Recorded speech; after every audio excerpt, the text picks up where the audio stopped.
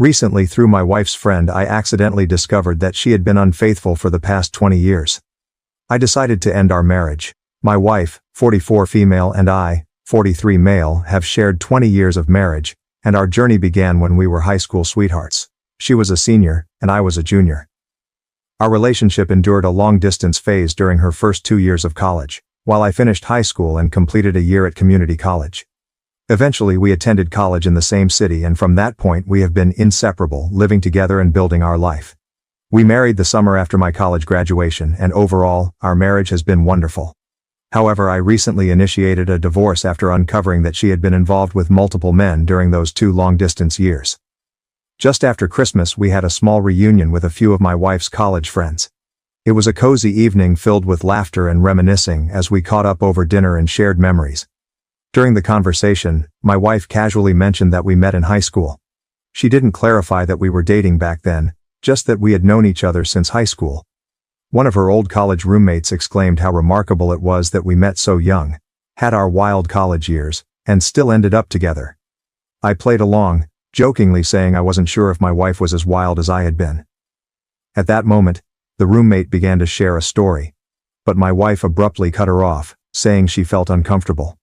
Her sudden reaction made my senses tingle with suspicion. I decided to clarify things and mentioned that we actually started dating in high school and remained together throughout her entire college experience. An awkward silence fell over the table, and the rest of the evening was noticeably tense.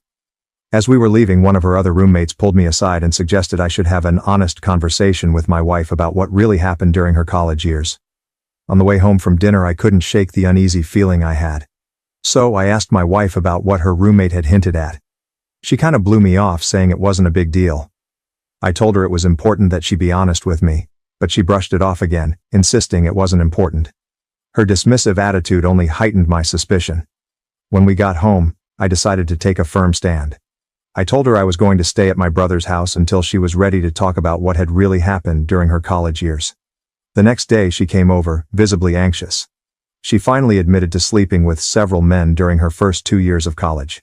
She tried to downplay it, saying she didn't consider it a big deal at the time because we were long distance and she didn't think our high school romance would last. This revelation hit me like a ton of bricks. I pressed for more details, feeling a mix of anger and betrayal. She confessed that it was at least 10 different men, including at least 3 guys she had introduced to me as friends during my weekend visits, and 1 guy she was still in contact with. Hearing this, I felt a surge of emotions: anger, sadness, betrayal. I knew our marriage couldn't survive this. I told her I wanted a divorce and would start the paperwork as soon as possible. True to my word, I began the process on January 2nd.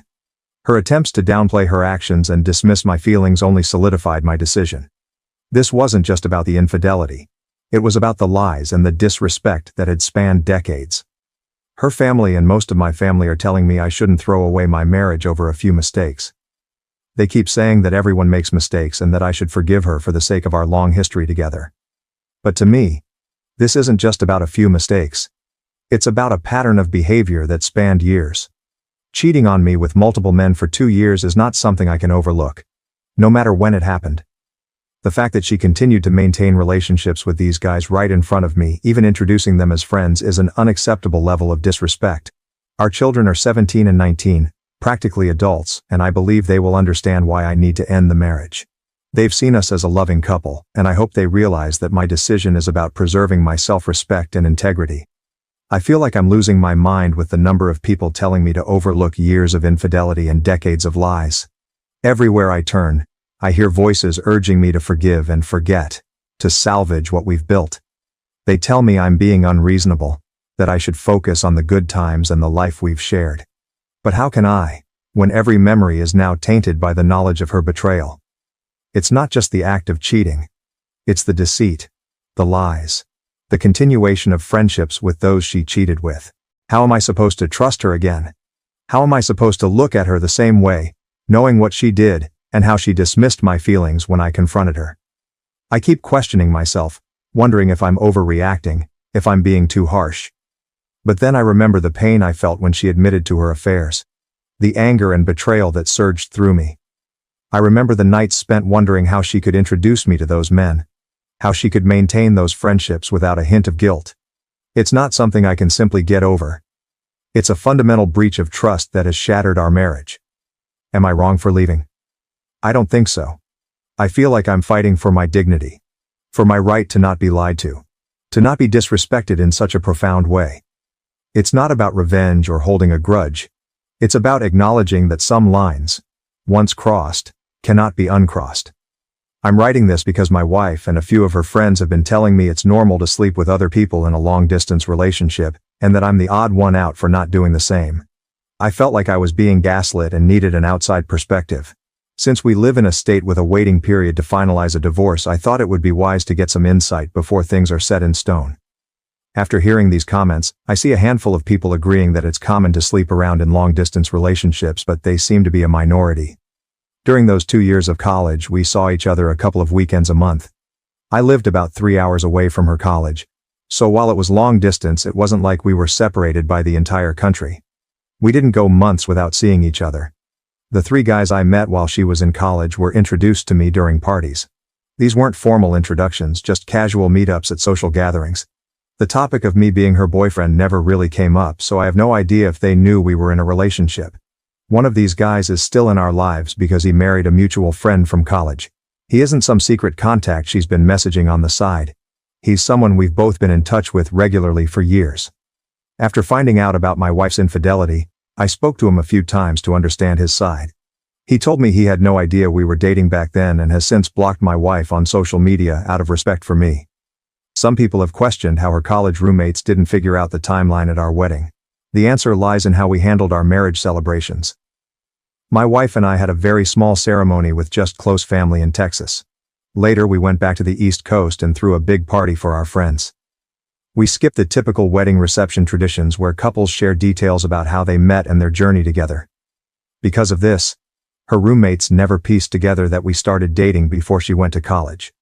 They seemed to assume that we only started dating during the year we both lived in the same city, and then moved in together. This gap in their understanding explains why they never questioned the timeline or suspected any infidelity. I was open to therapy or some kind of attempt to save the marriage. I genuinely believed that with some effort we might be able to work through this. But her constant insistence that what she did was perfectly normal and that I'm the one who's overreacting has been too much for me to handle. She keeps telling me that sleeping with other people in a long-distance relationship is commonplace, and that I'm being unreasonable. The only time she showed any remorse or even offered to reconcile was when I started filing the divorce paperwork. That brief moment of contrition quickly evaporated, and in the last week, she's reverted to her original stance, insisting that she's right and I'm overreacting. This back and forth is why I feel like I'm being gaslit. It seems so obvious to me that her actions were a major betrayal. Yet I've got my wife and others telling me that it's normal and that I'm the one who's making a big deal out of nothing. Her dismissive attitude only adds to my confusion and frustration. I tried to communicate how deeply her infidelity hurt me, hoping she would understand the gravity of the situation. Instead, she minimizes my feelings, treating them as an overreaction to something trivial. It's like she's rewriting the rules of our relationship and expecting me to accept them without question. This constant invalidation of my emotions is maddening. I feel like I'm being manipulated into doubting my own perceptions and feelings. Her refusal to acknowledge the seriousness of her actions, coupled with her attempts to normalize infidelity, only deepens the rift between us. It's not just the cheating itself, but her inability to recognize why it's a big deal and why I feel so betrayed. I'm at a point where I need to protect my own mental and emotional well-being. I can't continue in a marriage where my feelings are dismissed and my trust is shattered. Her lack of genuine remorse and her insistence that I'm the one who's out of line make it impossible for me to see a path forward together. I'm not overreacting. I'm standing up for myself and my right to a respectful, honest relationship. I'm not getting a paternity test unless my kids ask for it themselves. I have no doubts about their biological connection to me, and even if a test showed otherwise, it wouldn't change how I feel about them. I love them more than anything, and my wife's infidelity doesn't alter the fact that they've been my kids for 19 years. They will always be my kids no matter what until the day I stop breathing. We were definitely exclusively dating at the time. First of all, dating culture was a lot different 20-ish years ago, and exclusivity was pretty much the default for most people. There wasn't this open relationship or casual dating mindset that seems more prevalent today. It was understood that if you were with someone, you were with them alone. Second, before she left for college, We had a long and difficult conversation about maintaining our relationship long distance. It wasn't an easy discussion, but she was adamant about staying together. She even joked that her dad would come after me if I started sleeping around with other girls at my school. That joke carried a lot of weight, indicating how serious she was about us staying faithful to each other. Another clear indicator was the situation with my senior prom. She couldn't attend because she was away at college, and when I suggested going with a platonic female friend, she got very upset. Her reaction showed how much our relationship meant to her, and reinforced the idea that we were exclusively together. To avoid hurting her feelings, I ended up skipping my prom and spent the night hanging out with her instead. While we might not have explicitly used the word exclusive, all these reasons combined with the nature of our relationship before she left for college made it clear that we were committed to each other. The expectation of fidelity was implicit in our actions and discussions. I followed up with the friend who suggested I should have an honest conversation with my wife. She revealed that 10 guys would be on the low end, and mentioned that there was at least one pregnancy scare during those years, which I had no idea about. Honestly, the number of guys isn't the main issue for me. What really matters is that my wife seems completely incapable of understanding why her actions were wrong and why I feel so deeply betrayed. It would make a huge difference if she showed any genuine desire to fix this, but she hasn't. Throughout our conversations, she consistently dismissed my feelings, telling me I was overreacting to what she considered totally normal behavior. She didn't express any regret or consideration for the hurt she caused until she realized I was serious about filing for divorce. Only then did she get defensive and angry.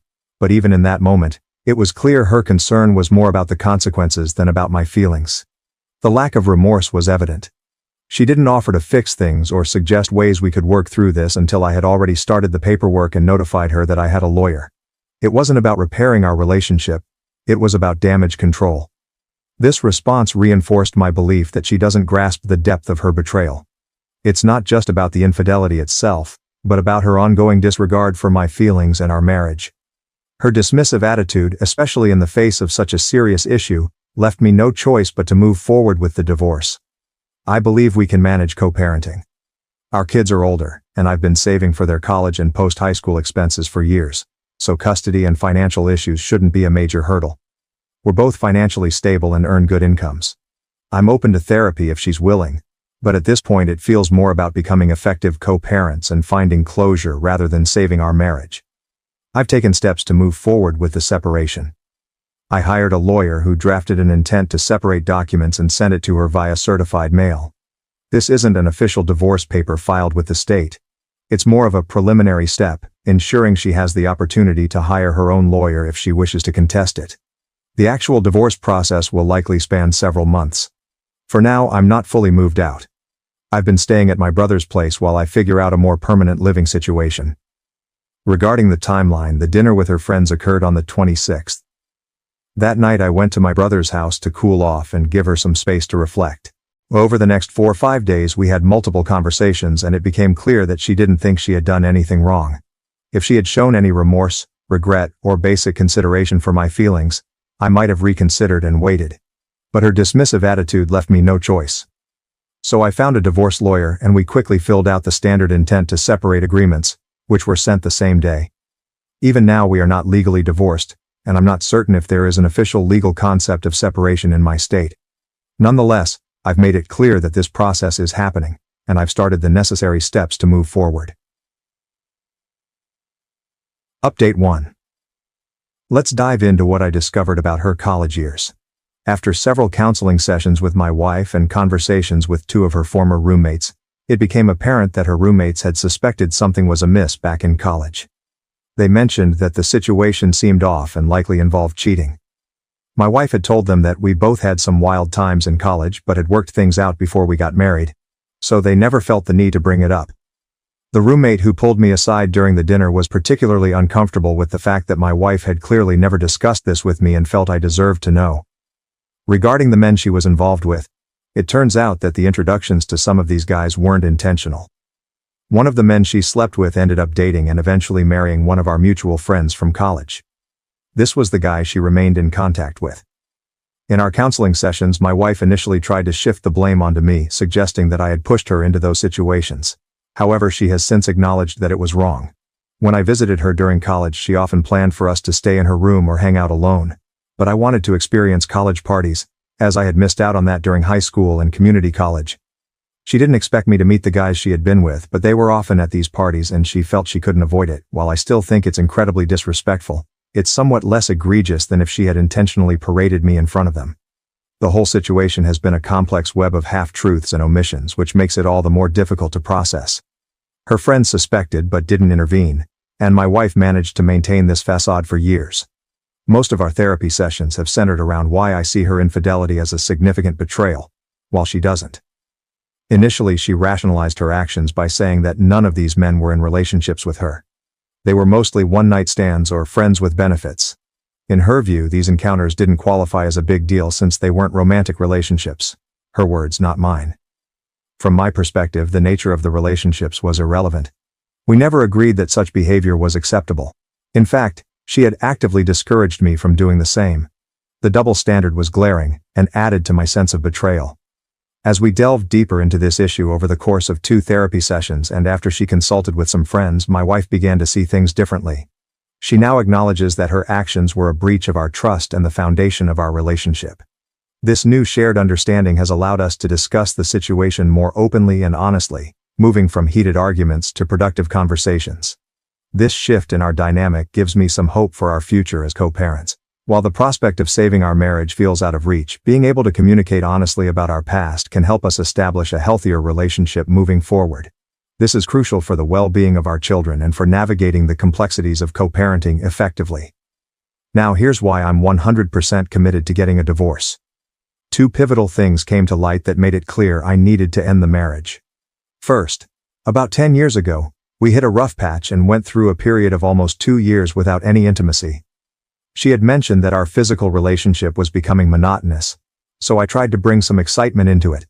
Nothing extreme, just some light roleplay and items you'd find at a novelty store. However, it turned out she was fixated on some intimate experiences from her college days, which she is not comfortable discussing. She wanted me to recreate those experiences, but when I did, it made her feel awkward and guilty because it reminded her of other men she had been with. The fact that she insists these experiences were meaningless, yet they still affect our marriage, tells me they were more significant than she's willing to admit. Second, she confessed to flirting with coworkers during business trips since the pandemic ended. Although she claims nothing physical happened, it did progress to the point where she went on a date with one of her male colleagues.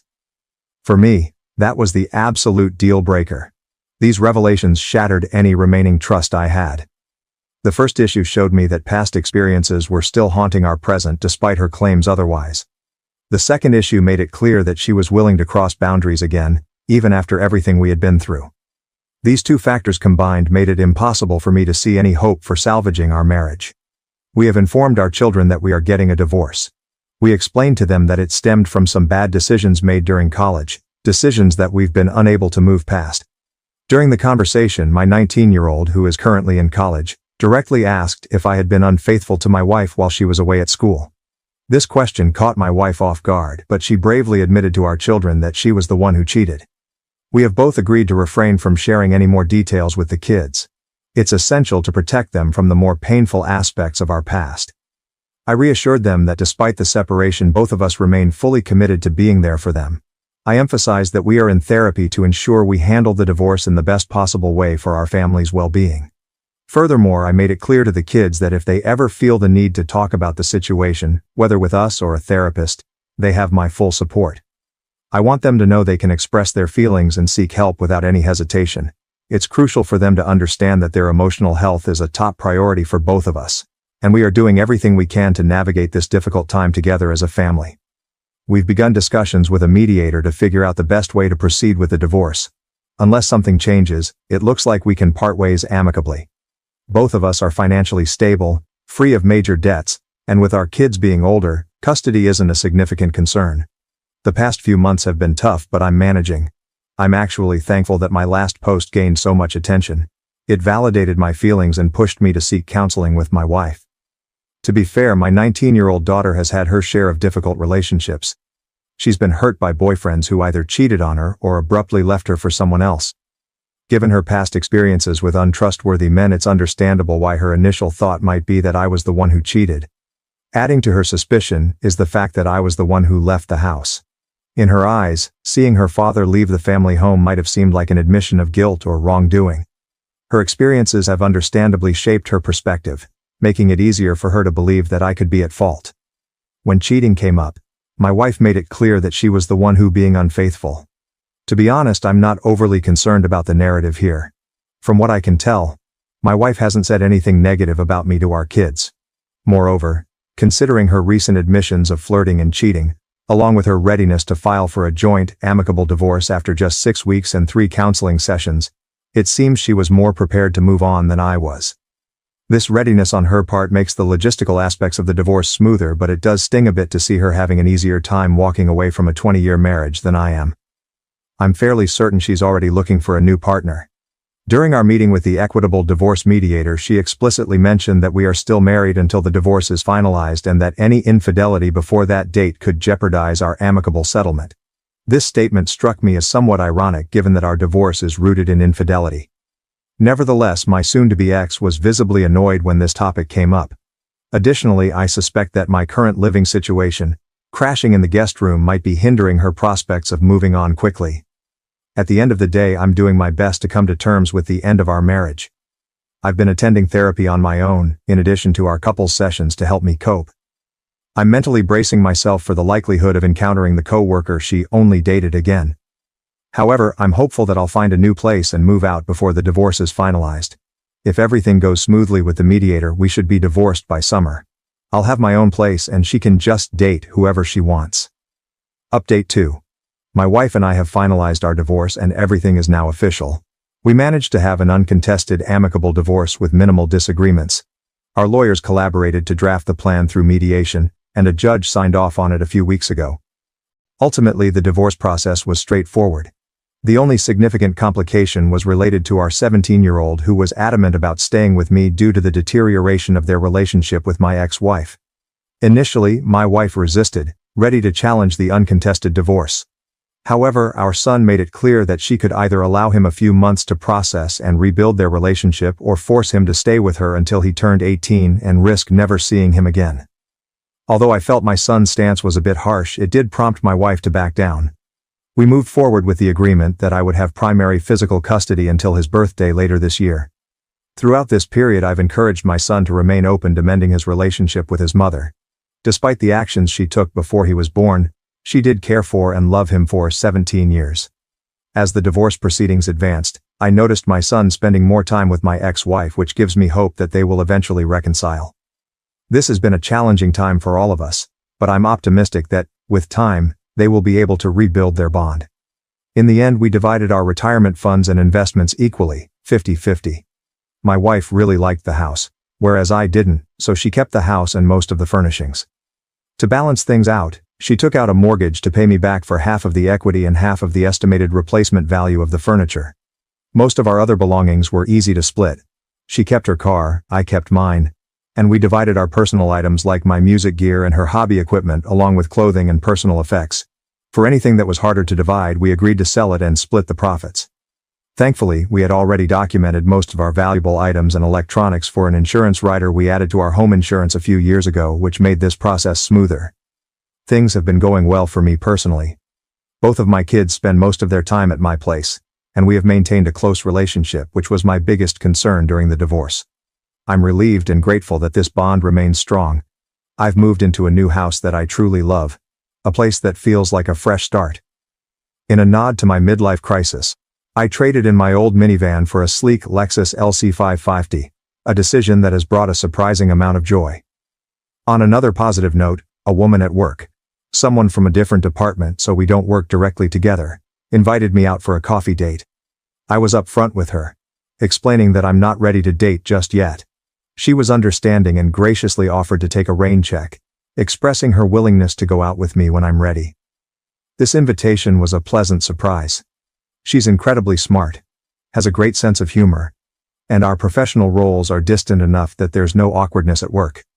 My ex and I are still attending couples counseling, but now it's focused on achieving closure for our marriage and ensuring we can co-parent effectively. These sessions have been invaluable for processing everything and maintaining a healthy, positive environment despite the circumstances. However, they've also confirmed that divorce was the right decision. It's become evident through our discussions that my wife began dating as soon as the divorce process started, indicating that whatever love we had was already fading. I'm pretty sure the co-worker she claimed was just a friend even dropped her off at our recent session. Surprisingly, this didn't really upset me, which is a clear sign that I too was ready to move on from the marriage. In the end, healing from the betrayal will take time, but I feel like I'm making good progress and can confidently say that the divorce was the right choice. I've shed more tears in the past 4 months than in the last 20 years combined, but for the past month, I've genuinely felt good about myself for the first time in a long while. I'm enjoying my newfound independence, staying busy helping my 17-year-old prepare for college in the fall and looking forward to a coffee date with a smart, funny woman in a month or two. The journey through our divorce taught me the value of honest communication. Looking back, I wish we had been more transparent with each other from the start. Honesty could have prevented some of the pain we both ended up feeling. It's a lesson I'll carry forward in all my future relationships, romantic or otherwise. Most importantly, I've discovered the strength within myself to rebuild and move on. Despite the heartache, I've started to feel genuinely good about myself again. Thank you for watching. If you haven't subscribed yet, please do so and hit the notification bell to stay updated with more shocking real-life stories happening around you.